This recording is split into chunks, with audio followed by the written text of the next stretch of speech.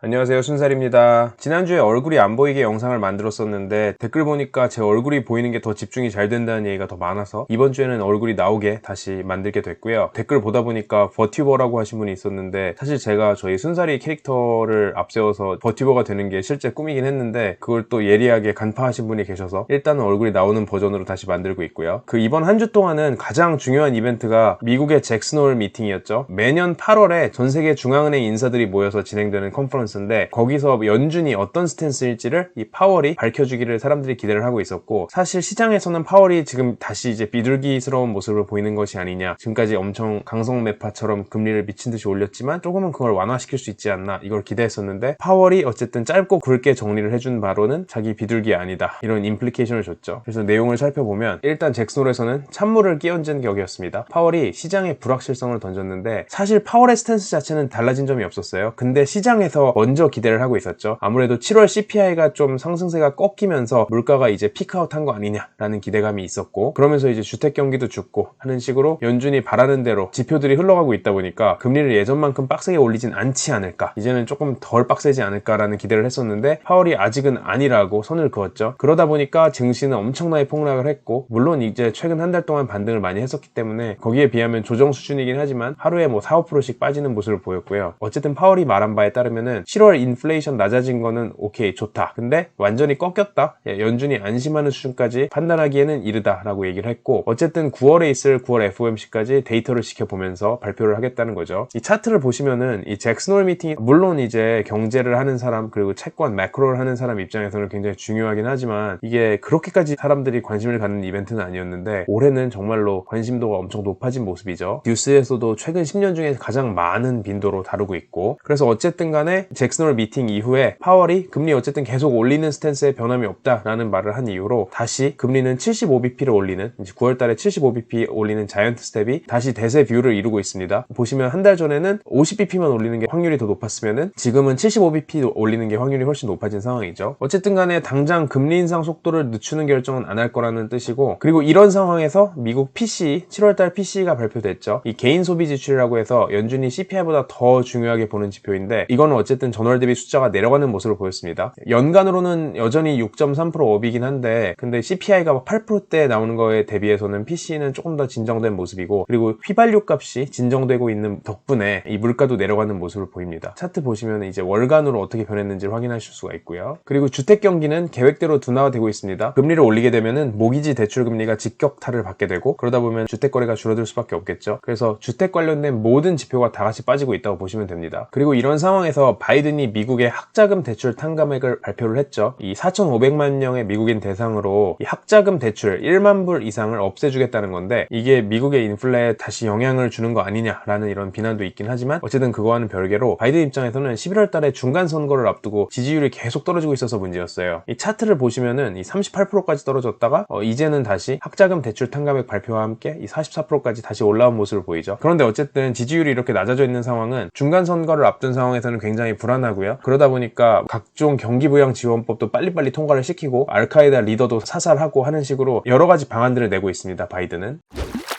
그리고 이 미국 밖 글로벌 상황을 보면은 이번 주에는 아시아에 집중된 이벤트들이 있었죠. 전 세계적으로 가뭄이 들이닥치면서 강들이 말라가고 있죠. 그래서 독일 라인강 수위가 낮은 거는 기존에도 말씀드렸었는데 이 빨간 선 보시면은 이게 올해 수위가 이렇게 낮아지고 있다고 합니다. 그래서 뭐 30cm, 40cm 수준까지 낮아져 있다고 하고, 여기에 더해서 이제는 아시아에서 중국 쓰촨성에서 정전 사태가 발생을 했죠. 중국 쓰촨성은 이 제조업 공장들이 많이 몰려 있기도 하고 특히 태양광과 리튬이온 생산 업체들이 있다고 합니다. 근데 이 동네는 수력 발전 비중이 80%가 넘는 도시라서 강물 수위가 내려가게 되면은 수력 발전 자체가 굉장히 어려워지겠죠. 그래서 정전이 되면서 공장들이 닫고 안 그래도 어려운 중국 경제에 좀 타격을 주는 모습을 보였고요. 그래서 중국은 경기 부양이 계속 필요한 상황이기 때문에 대출 우대 금리, 이 론 프라임 레이트라고 하는 LPR을 인하를 했습니다. 그리고 이 5년 만기 LPR의 경우는 이것도 뭐 만기별로 LPR이 있는데 1년짜리, 3년짜리, 5년짜리 뭐 이런 식으로 다 있거든요. 근데 5년짜리 LPR의 경우에는 이 장기 대출 금리의 기준이 된다고 합니다. 그러다 보니까 이 5년물 금리를 시장 예상치보다 더 크게 내린 모습을 보여줬습니다. 이 차트는 뭐 기준금리는 아니고 중국에서 지급준비율, 은행들 대상으로 지준율이라고 불리는 이 지급준비율을 어떻게 낮춰왔는지를 보이는 건데, 이게 낮아진다는 거는 이게 은행들 입장에서는 돈을 덜 쌓아두고 있어도 되는, 은행 내에 그 돈을 더 시장에 풀어서 본인들 영업을 할 수 있는 그런 상황을 의미하기 때문에, 이게 낮아진다는 거는 유동성을 더 시장에 늘린다 라고 생각을 하시면 되고요. 그리고 일본 같은 경우에는 원전 정책을 완전히 전환을 했죠. 2011년에 후쿠시마 대지진 이후에 이 원전 증설도 안 하기로 하고 기존 원전 가동도 멈췄었는데, 이제는 2030년대까지 앞으로 10년 남짓해서 신규 원전 증설도 하고 기존 원전 멈췄던 것들 재가동도 이제 다 하겠다는 거죠. 그래서 지금은 원자력 발전을 많이 안 하다 보니까 화력 발전에 현재 전력의 75%를 의존을 하고 있다고 합니다. 근데 일본도 에너지 대란이 일어나고 있고 수입 에너지 물가가 안 그래도 비싸지고 있기 때문에 달러 원 환율까지도 굉장히 지금 반대로 가고 있는 상황이죠. 그러다 보니까 여러 가지 문제들이 있어서 에너지 자급자족을 위해서 원전 정책을 바꾸는 모습을 보였고요. 일본 기업들의 한 가지 더 재밌는 움직임은 여기서도 이제 탈중국 움직임을 보이고 있습니다. 전 세계적인 공급망 다변화 이슈가 사실 중국에 몰려있는 이 생산기지들을 어떻게 다른 나라로 옮기느냐, 뭐 동남아나 인도 아니면 아예 북미로 어떻게 옮기느냐가 목표인 거죠. 그래서 일본 기업 중에서 이 혼다 같은 경우에도 공급망 재편 계획을 밝혔고요.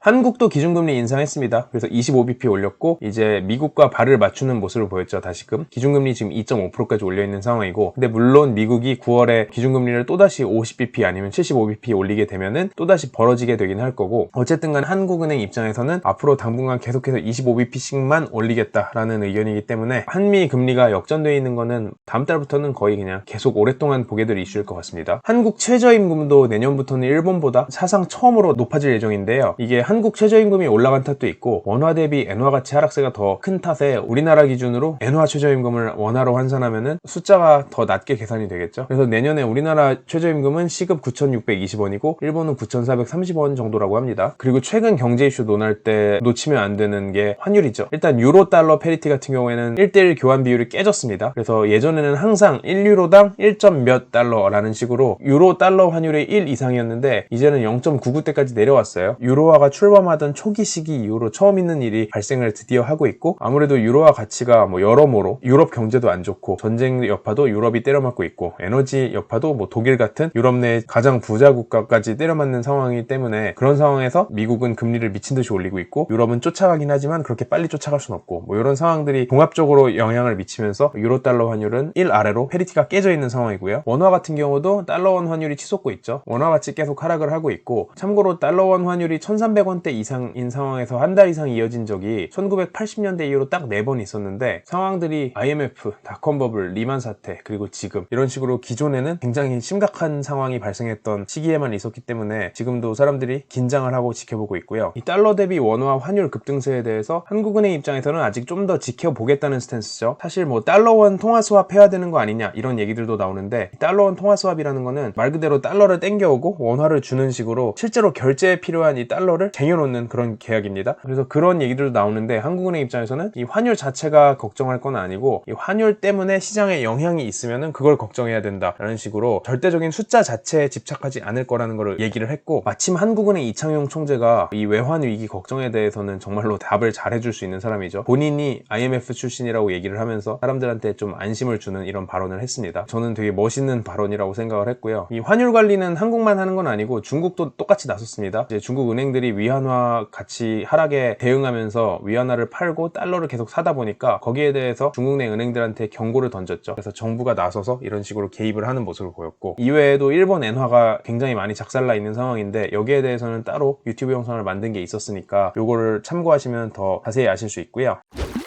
그래서 기업들 주요 실적을 빠르게 짚고 가면은 이 유통업체들 몇 가지를 보면은 메이시스와 노드스트롬, 이 미국 백화점들이죠. 얘네들 모두 실적이 기대 이상이긴 했는데 어쨌든 올해 가이던스가 안 좋아지긴 했습니다. 어차피 중저가 소비는 잘 안 일어나고 있기 때문에 거기에 대응해서 프리미엄 품목 늘리고 이 지금까지 쌓인 재고 정리 계속 진행하겠다 이런 식으로 얘기를 하고 있고, 달러 스토어들, 미국판 다이소들이죠. 이 달러 제너럴과 달러 트리 같은 이런 회사들은 똘똘한 소비 추이를 실적에서 확인할 수가 있었어요. 여타 브랜드 제품 받아와서 유통하는 것보다 이런 달러 트리나 달러 제너럴 제너럴에서 직접 만들어서 자체 PB 상품으로 내놓는 이런 제품들이 더 잘 팔리는, 이런 필수품 위주의 제품이 더 잘 팔리는 모습을 확인을 했다고 하죠. 한국에서도 이마트 PB 제품이 딴 데서 받아오는 브랜드 제품보다 가격이 더 싸잖아요. 그래서 소비자 입장에서는 더 저렴하고 더 알짜인 이런 상품들에 집착적으로 소비를 하는 모습을 보였고, 실제로 이런 달러 스토어 저가의 제품 샵을 찾는 고소득자 비중도 늘어났다고 하니까 실제로 사람들이 소비를 똘똘하게 하는 모습은 여러모로 확인할 수가 있었습니다. 그리고 팬데믹 대표 수혜주였던 줌과 펠로톤 모두 작살이 났죠. 이제 실적이 작살이 났고, 사실 딱히 뭐 반등의 기미가 당장 보이진 않는데, 펠로톤 같은 경우에는 일단 자체적으로 제품 파는 거 외에도 아마존에 본인들 제품 올려놓고 파는 것까지 확장을 했다고 합니다. 그래서 운동기기도 그렇고 운동복도 그렇고 본인들 자체 펠로톤 채널을 통해서 파는 게 아닌 아마존 채널을 통해서 팔려고 하고 있고, 실제로 아마존은 펠로톤 자체를 인수해야 되냐 말아야 되냐 이거 갖고도 검토를 하고 있긴 하다고 합니다. 뭐 아직 가능성이 낮긴 한데 실제로 협업이 일어날 수도 있고 아니면 인수가 일어날 수도 있는 상황이고요. 그리고 BNPL 업체도 다 같이 때려맞고 있죠. 특히 이 금리가 인상되고 경제가 악화되면서 이 개인들이 돈을 엄청나게 땡겨갔던 서비스가 BNPL이죠. 그래서 이런 BNPL의 연체 부도 위험을 이제 관리를 해야 되다 보니까 어펌 같은 경우에는 실적도 안 좋고 주가도 폭락을 하고 있는데, 쿠팡 같은 경우도 똑같이 이런 식으로 BNPL 서비스를 중단을 했고, 쿠팡은 오히려 이렇게 B2C 서비스는 중단하고 B2B 금융 서비스, B2B 대출 서비스로 넘어갈 예정입니다. 실제로 이 여전업 라이센스를 따서 금융업체 쿠팡 파이낸셜을 운영을 하겠다라고 밝힌 상황이고요. 이 입점사들 대상으로 B2B 중소기업 대출을 해주려고 하고 있죠. 그래서 요즘 같은 상황에서는 이제 개인들한테 그냥 정말 무이자, 뭐 무담보 대출을 해준다기보다는 좀 더 똘똘하게 돈을 받을 수 있는 기업 대상의 대출이 더 인기가 있는 상황이고, 한 가지 더 말씀드리면은 아마존은 원격 의료 사업에서 철수를 했습니다. 이 아마존 케어라고 불리는 이 원격 의료에선 철수를 했으나 헬스케어 사업에는 여전히 진심이라서 단순 원격 의료만으로 한다기보다는 이 오프라인을 잡고 있는 이런 업체들을 인수를 해서 오프라인과 온라인을 합쳐서 그걸 기반으로 헬스케어 서비스를 만들어 나가려고 하고 있고요. 그래서 원메디컬이라는 회사를 아마존 역사상 세 번째로 큰 M&A로 진행을 했었고, 그리고 시그니파이 헬스라는 회사, 이 회사도 인수전 참여를 하고 있죠. 물론 이길 수 있을지 없을지는 모르겠으나 아마존이 원격 의료 사업에서 철수했다는 게 의료 사업에서 완전히 철수한 게 아니라 헬스케어 사업에서 판을 다시 짜는 형태다, 그 정도로 보시면 될 것 같고요. 그리고 아까 전 세계적 가뭄으로 인해서 전 세계적으로 전력 발전에 영향을 받고 있다고 했는데, 거기에 대비해서 이 데이터 센터 업체들은 자체 연료를 계속해서 쌓아놓으면서 대비 중입니다. 아무래도 이런 데들이 연료가 부족해서, 이 전력이 부족해서 정전이 되고 서버가 셧다운이 되게 되면은 여기에서 이제 서버를 운영을 하는 정말 진짜 뭐 아마존, 마이크로소프트 같은 이런 대형 회사들까지 영향을 받을 수가 있겠죠. 데이터 센터 자체가 꺼져버리면은 그들이 운영하는 서비스 다 꺼져버릴 수가 있으니까요. 그래서 이들은 이 전력 난에 대비해서 자체적으로 비상연료를 쌓아놓는 중이라고 하고, 실제로 이 영국에서 전기값을 보시면은 진짜 미친듯이 전기값이 올랐습니다. 이게 뭐 열 몇 배는 기본으로 연간으로 오른 상황이라서 겨울까지 만약 이 사태가 이어지면은 난방을 뗄 수 있는 집은 정말 부잣집만 남지 않을까라고 생각을 하게 되고요. 근데 한 주가 있었던 더 많은 소식들을 확인하시려면은 이 네이버 프리미엄을 구독을 하시면은 지금 제가 말씀드린 내용 외에도 더 많은 내용을 확인을 하실 수가 있고요. 그 외에 다음 주에 어떤 일들이 있을까 살펴보면은 제 생각에 가장 중요한 이벤트 두 개는 유럽 CPI와 미국 8월 고용지표일 것 같습니다. 그리고 저희 예상으로는 유럽 8월 CPI는 또다시 미친듯이 높게 나올 거고, 뭐 40년 만에 최대치 기록 또다시 이런 얘기 나오겠죠. 그리고 미국 8월 고용지표는 안정적이다, 생각보다 괜찮고 고용은 계속해서 탄탄하다, 뭐 이런 얘기가 나올 것 같습니다. 이거는 저의 추측인데, 사실 금융계에서 트레이딩 플로어에 있다 보면은 이 트레이더들이 얘기하는 게 보통 지표를 트레이딩 한다 그래요. 그래서 이 지표가 어떤 식으로 나올지, 그리고 지표가 이렇게 나왔을 때 시장 예상치 대비 어떤 수준이고 이 지표로 인한 임플리케이션이 어떻게 되기 때문에 나는 시장에서 지표가 이렇게 나올 거라고 예상을 하고, 그리고 이렇게 예상된 지표 때문에 시장의 반응이 이럴 거라고 예상을 해서 베팅을 한다, 이런 식으로 지표에 대한 베팅이 이어지거든요. 그래서 이 영상을 보시는 분들도 이 일정에 대한 스케줄을 보시면서 지표들이 어떻게 나올지, 그리고 이 지표들에 대한 시장의 지금 현재 컨센서스가 어떤 상황인지를 좀 잘 파악을 하시게 되면은 방향성을 예측하시는데 더 도움이 되실 것 같습니다. 그러면은 저는 다음 주에 또다시 버튜버 아니면은 이 얼굴을 통해서 인사를 드리겠습니다. 다음 주 순살까지 안녕.